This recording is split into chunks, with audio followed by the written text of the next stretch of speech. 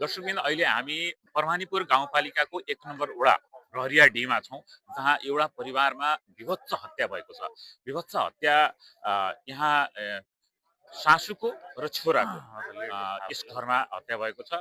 बुहारी सकुशल छिन्, जहाँ ससुरा घाइते भएका छन् र बच्चा घाइते भएको छ।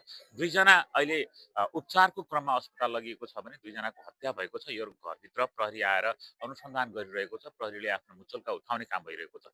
यसरी एउटा विभत्स हत्या के कारणले भयो भन्ने कुराहरू प्रहरीले छानबिन गर्दैछ। हामी तपाईँहरूलाई यो भिडियो यहाँबाट देखाइरहेका छौँ र यसबारेमा थप जानकारीहरू हामी प्रहरी सँगको सहकार्यमा प्रहरीको प्रतिवेदन अनुसार तपाईँहरूलाई जानकारी गराउनेछौँ। तपाईँहरू हेर्न सक्नुहुन्छ यहाँनिर गाउँलेहरू आएर यो घटनास्थलमा यहाँ आएर किन यो घटना घट्यो भन्ने चासो लिएर हेरिरहनु भएको छ। यद्यपि यो घटनाको बारेमा अहिलेसम्म कुनै यथार्थ केही प्रमाण आइसकेको छैन।